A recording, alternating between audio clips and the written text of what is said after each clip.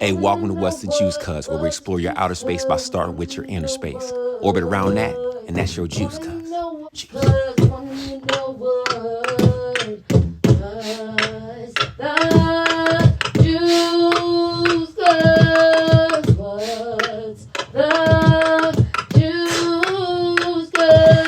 Yo, juice. I'm so excited right now. I'm sitting down today. I asked with the sax. Welcome to What's the Juice, cuz, my friend.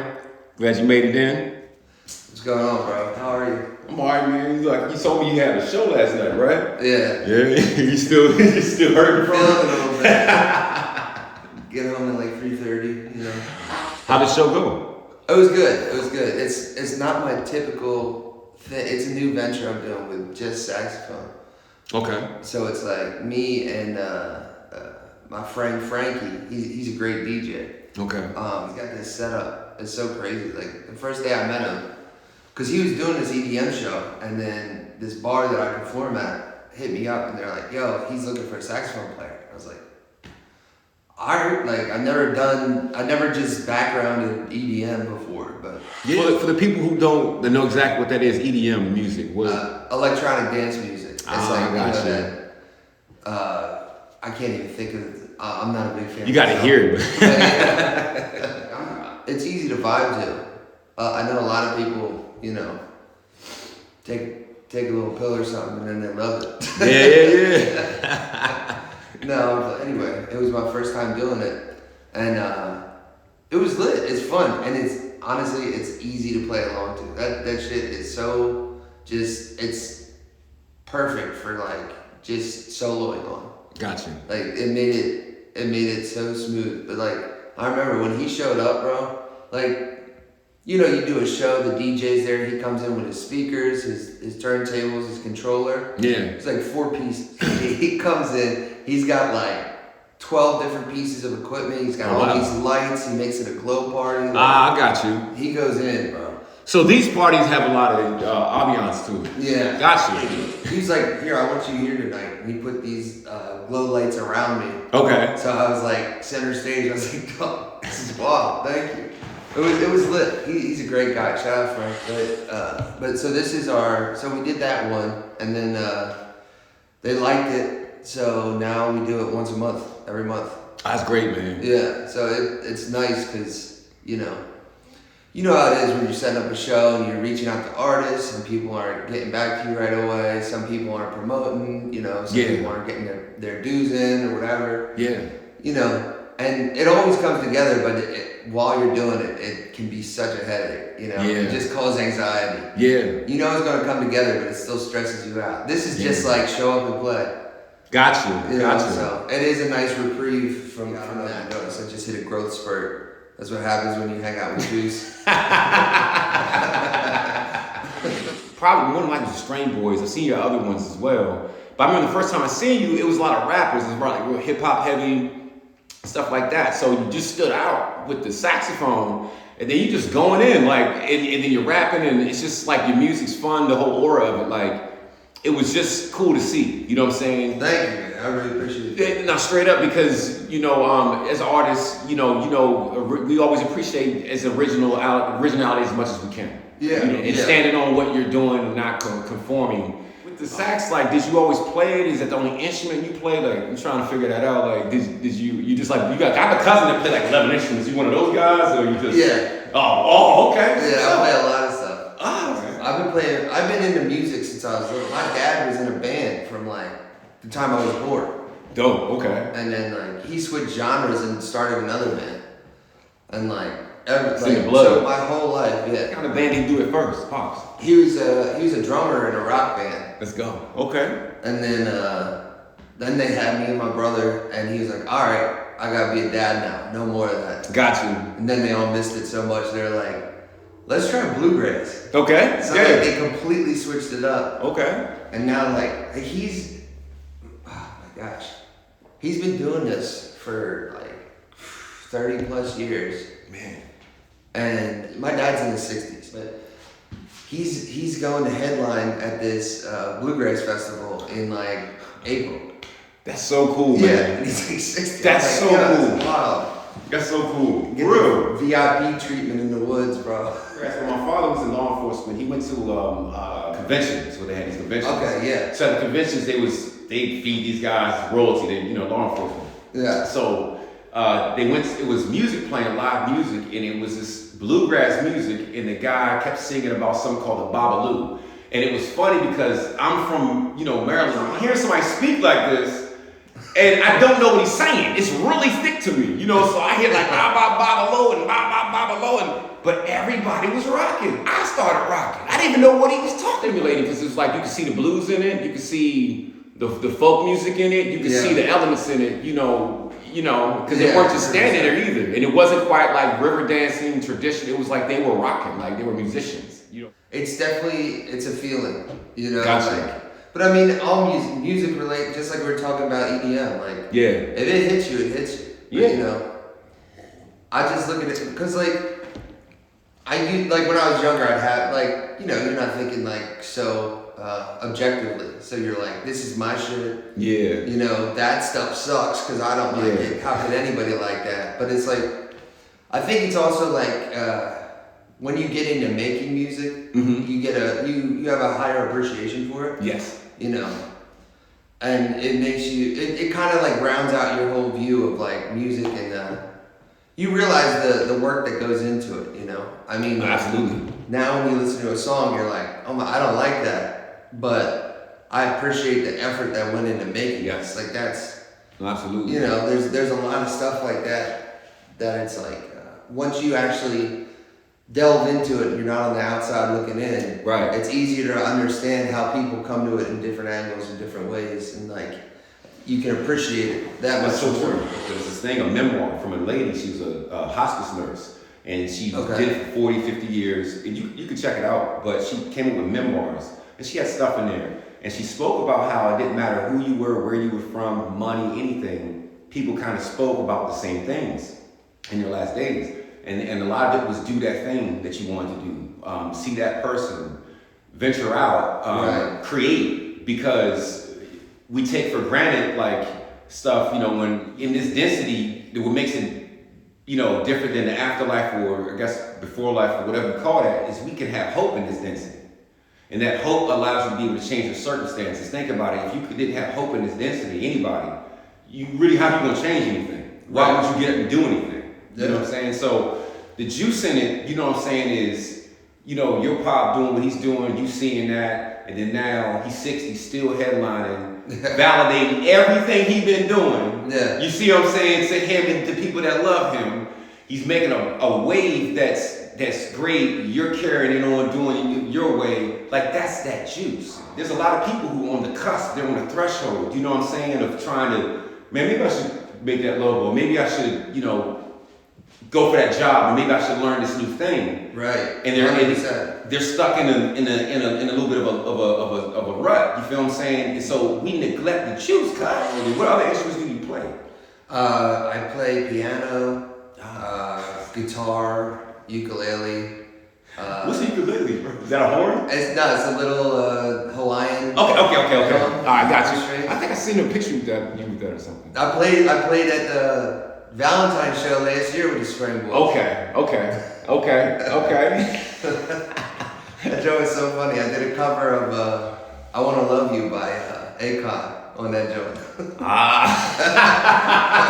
Let's go. Actual brass? No, man. Buzzing your lips is bro, it's crazy. If you have to condition yourself to be able to do that, because when you learn to buzz your lips in an instrument, they itch immediately. You have to practice just to be able to play. Right. That's wild. But I grew up in band and stuff, so we would try each other's instruments and it's because I've been playing since I was 9 years old. Yeah. So, what's your music on the rap and the hip hop side? Because you bring the saxophone and that together. I've seen a lot. Where's your inspiration with your rap? What do you listen to? Do you just rhyme schemes? I know you listen to music. You pay attention to the strategy and how people do things. So where is that coming from? Just being around the music? I mean, do you with the rap. You know what I mean? 'Cause I'm like, got bars too, guys. Like, you know what I'm saying? If you listen to what he's saying, I appreciate that. no, for real, you're saying it fun. Like that bullshit song I was just humming. Like, you know, Obviously, I'm very, attracted to pop. Okay. Whether it be hip hop really isn't a thing like it used to be when we were growing up. Yeah. It's really like pop music with a hip hop lean. Yes. You know what I mean? Like if you really break it down, like most of it is, and that's like really what I do. Like, I go for the melody, and then I go for the message. Yeah. But if the message isn't as good as the melody or vice versa, that song's getting scrapped. Okay. Like it's just part of. I first started trying to like in college. I tried to write music on guitar, and I was like, I suck at guitar. I started getting okay at it. I'm decent. I'm not like. I'm nowhere near like saxophone's my number one. Okay. But that's the reason I bought a ukulele then, because I was like, well, maybe if I get good at ukulele, it'll transfer to guitar. And then I just fell in love with the ukulele too, and I was like, I'll get to guitar at some point. Are you self-taught or formally taught an instrument? So is it just formally taught on saxophone, self-taught on everything else. It's not easy learning to play an instrument for one. I don't have much experience with sax, but I did like in middle school somewhere take some lessons and stuff. You gotta learn how to use the reed and that stuff isn't as easy as you make it look, you know what I mean? But to learn something with without being taught from scratch like that is dope. And that's key because a lot of times, man, when you get out here and want to step into the next thing you want to do, you think you need more than you do.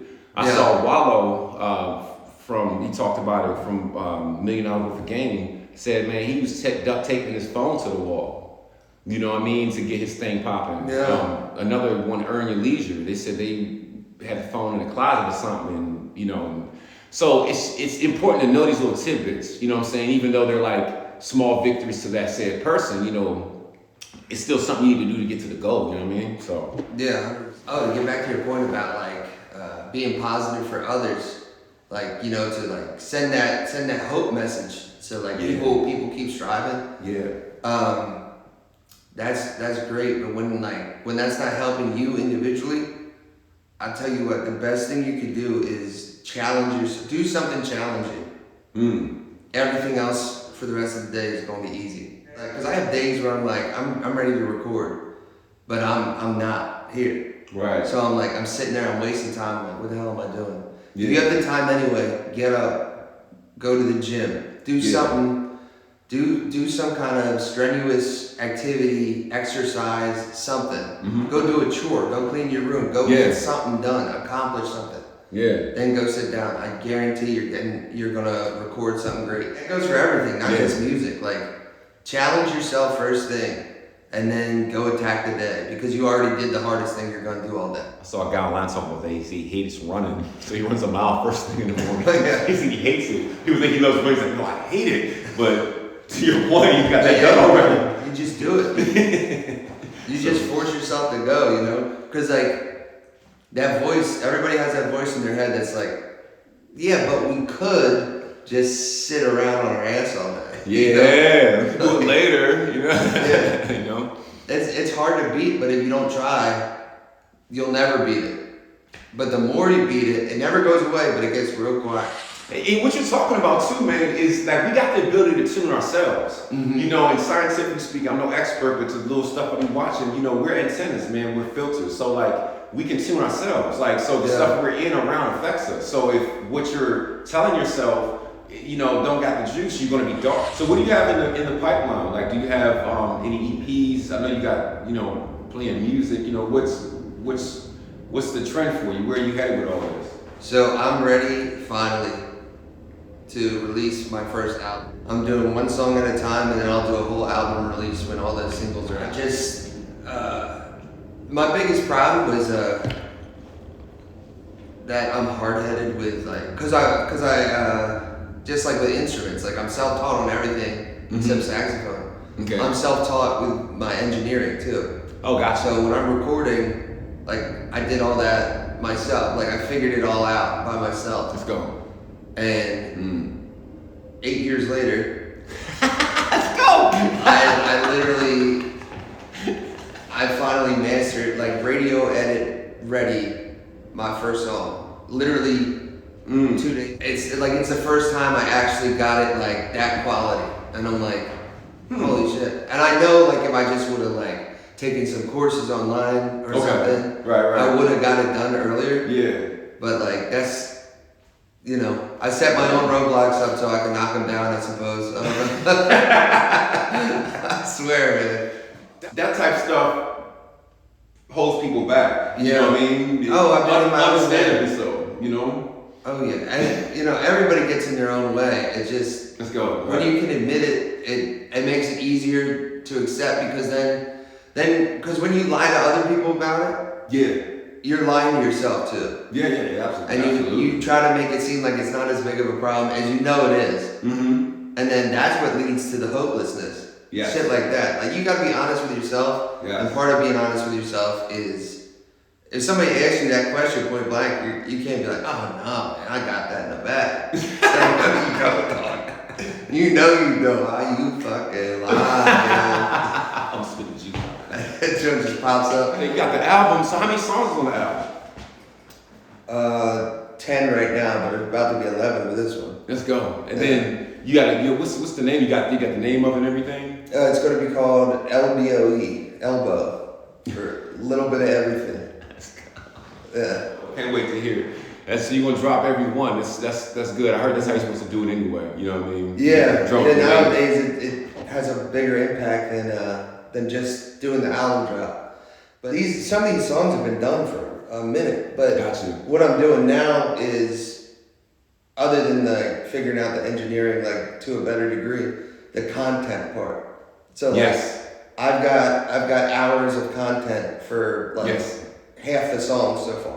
Okay. So that's what I'm doing is just building up the content so that when I'm in this drop period, like a song a month, I'll have content for the whole month for that song's release. And then the next one drops, and then rinse and repeat. It has to be now. Like you can't just like go to the show and then somebody finds you.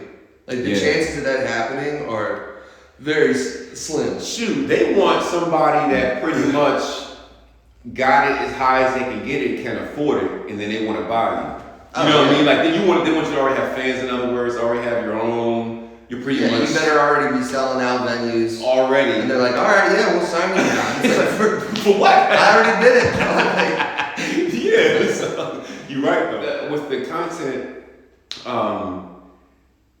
I saw you had. It was pretty funny. Man, you had the basketball. You was dunking with no feet. And then it was a fat version of you. You know what I mean? Or whatever. You know what I mean? Yeah, that's all AI stuff too. Like. Okay. That the picture that they put me in the basketball joint for. it was a picture from my waist up. That's crazy. They made the rest of my body like. They had you like leaning and all that. Bro. Feet moving and shit. Everything was. That was wild. When I saw that, I was like, I got this. It has nothing to do with anything I'm doing. People got to see this. Look, Jenny, brother. Is there anything else you're working on? You're throwing shows? Are you in the? Because you mentioned the drop era. That's important because two things you mentioned I thought was really dope. In business, you got to juggle. If use the restaurant model. You got to get licensed. You got to advertise. You got to market. They're separate. You got to hire the chef, you gotta make the recipes, you gotta buy the food, you gotta sell it.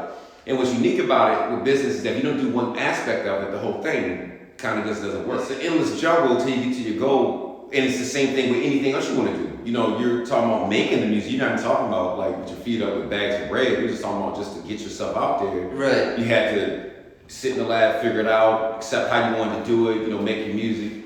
So that's really dope. That you got through that, because as I'm listening, I'm like, man, we ever listen to somebody's story and they're telling it, you like in your back of your mind, like, why didn't you quit?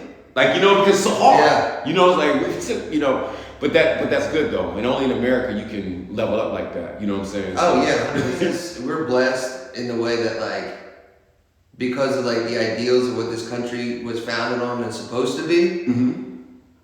Americans are uniquely optimistic about raising up, like rising up to a different level, to a different status. Yeah. You know? Yes. That's another problem. Get off TikTok unless you're using it for good. Yeah. I'm telling you, it will suck hours out of your life. Yeah. It really will. That blue light gets you. We're gonna have like one thick thumb just from scrolling all the time, bro. Yeah, I saw this video and it was like they were interviewing Europeans on like what was unique about Americans to them, and they said exactly what I just said. And they were like, I just can't believe it. Like, we have no aspirations to get out. Like, this is what I was born into, and this is what I'll always be. And then I talk to an American, and like, I'm being a millionaire, dog. All of them. Yeah, seriously. Throwing any shows like I know you were in some like because the reason I'm asking is like that's a hustle in itself, and I've seen that machine, and I wonder like how does that work? Been to so many shows, you know what I mean? Because same thing, you gotta promote it, you gotta pay for the venue, whatever. Oh yeah. Contracted, whatever door, you know, like how is that working out? Have you thrown any or my? Yeah. Actually. My next show is coming up day after Valentine's Day. So February 15th at Rivet in Pottstown. Let's go. They're like 6-7 artists. They're pretty, it's like a modest lineup. But we have the plays usually for like 3 hours too. Instead of like, most places do 4. Yeah. But that's perfect for that place. It's a very intimate venue. You're really tight to the people. Mm-hmm. And oh God, they show love. I love all of them. Shout out Harry. Let's go. Oh my gosh, yeah, they're great. Shout out Misi, she does all my bookings and everything. She's great. Great, man. But yeah, Rivet is my favorite venue in town. Are they a lounge, restaurant? They're really just a entertainment venue. Oh, okay. So they have a bar, but it's all locally sourced liquors and beers. Cool. And they're only open when there's an event. So otherwise, those doors are closed. I like to interview them, man, because I'm like that. That's crazy. Like, you think about it, it's smart. Like, being able to pop up, throw something, get the brand real quick, yeah. Get out. Like, that's gotta be, if you do it right, gotta be a cool feeling. You know what I mean? Oh yeah, dude. And it's easy when you work with easy people. Gotcha. Because I mean, anyone will tell you that host shows. Ask Smooth about it or ask Cole about it. Mm-hmm. Some people are just a nightmare to work with, and it's like. Yeah. You still have a show to do and you're happy to do it, but there's also in the back of your mind like, I can't wait for the night to be over. Then a bunch of shows with Smooth. No. And shout out to him too. I learned to admire him because you would see all the juggling he doing. Once you're around him enough. He's helped me out a lot with like setting up my shows better. I've gone to him for advice for different things. I mean, him, all those guys, they are great guys, dude. I love working with them. And really, they have such a good blueprint laid out, and the way they move, it just keeps going. We were talking about this before the podcast. Consistency. Just their consistency and their drive is like very unmatched in our. Just to be real. 1,000%. 1,000%. Actually, because of him, I'm building a team myself because. You need it. You need moving parts because, like, you could do it yourself, but damn, does it take long? To an extent, I think doing it yourself will help draw the energy that you need for your partners, and that's the benefit in doing it yourself. Because if you didn't, nobody would, but it's to an extent though. Yeah, exactly. The difference is whether like you're paying them as a service or paying them because they're your friend and want to do it as much as you do. Yeah, Got the album, throwing shows. Where can they find you, on your socials as far as online? They can go to my website, axelbertmusic.com. But really, I'm mainly active on like IG. Okay. I post a lot of content on TikTok. Okay. And Facebook is like, just because Facebook and IG are linked, so everything I post on one is posted on the other. Yeah. So really any of the main. I don't really use X. I don't use Twitter, man. I can't. I feel weird even calling it X. It's Twitter. Like, let's be real. It's Twitter. What I gave it a chance on the X app, around and clicked on some link and my eyes burned. I'm like, why is this so social? No. He really lets whatever fly. Oh, it's the Wild West of the internet, bro. I'm good. I keep it coming out. smile sitting down with me on What's the Juice, cause learned a lot, you know, feel inspired, you know, and each one teach one, iron sharpens iron. So I wish you many blessings, man. You know, peace, power, juice. Thanks, bro. Appreciate you. No doubt.